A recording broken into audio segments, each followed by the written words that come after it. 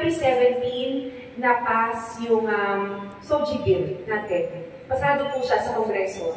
Tapos, noong 2019, parang nabitin na siya sa Senate. Hindi na siya ulit.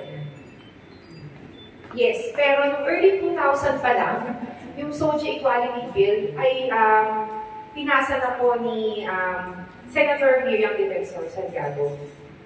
Siya po yung pinakauna na nagpasa noon. So, early 2000. So, tama siya.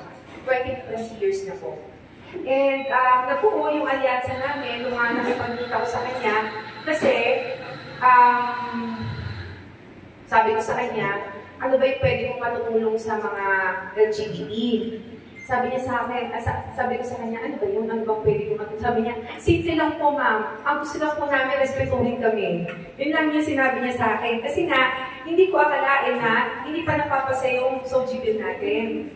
So akala ko talaga napasa na siya. So, ano ginawa ko? Binalangkas ko ng binalangkas, kaya nalaman ko yung history. Tapos ngayon, ang ipopropose po natin para less polarizing siya. Kumbaga, para hindi siya masyadong pag-initan pagdating sa Senate is gagawin natin siyang general, yung ating batas. Parang Anti-Discrimination Act lang siya. Tapos ipapasok natin sa loob ng batas yung mga LGBT. So, magiging para sa lahat na po yung anti-discrimination natin. So, baby steps lang po tayo. Para at least di naman yung para puro pangako lang. Diba? Parang mangyayari yan, baka mamaya puro plataforma na lang yung nangyayari. Diba? So, ako po, gusto ko pong tumutok sa mga babae. Kasi totoo namang marginalized sector ang babae.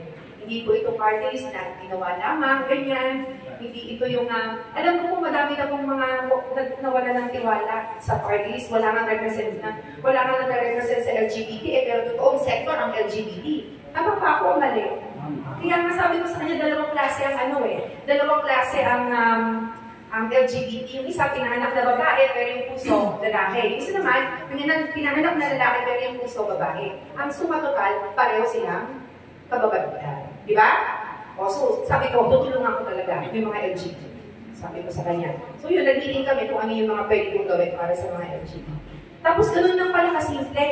Hindi naman, wala naman yung mga mabibigat na mga bagay. Ang main difference nung tinrafi ko na bill, actually pag ako makatulog sa gabi, ginagawa ko na siya. Ang main difference is general yung title natin. Yung cellphone ko nasa ko. Para precise pa, basahin ko sa'yo.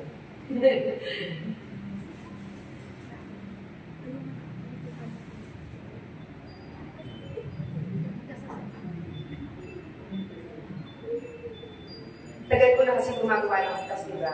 Pareho lang naman yun. Yung laman ng batas natin sa Kongreso at sa Consejo, pareho lang. Yung format. So, yung title ng bill natin shall be known as the Anti-Discrimination and Equal Protection Act of 2025.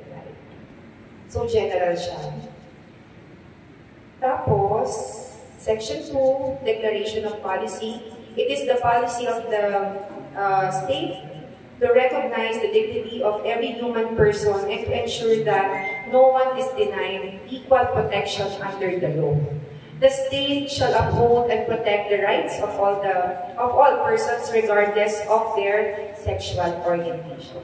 So, dito sa definition of terms, doon ko pinasok yung sexual orientation.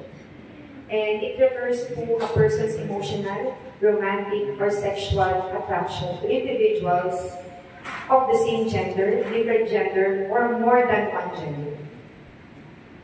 Yung pinasa po sa Kongreso yung nakaraan ay SOGI bill. So, sa title pa lang magkaiba na. Ito, general siya. Nag-a-apply siya sa babae, sa lalaki, sa LGBT, kahit anong klase na pa. Basta tao ka. Diba? Kasi tao naman tayong lahat eh. Lahat tayo pantay-pantay na kiniintigad na tao. So, dapat, i-respeto rin natin yung mga LGBT.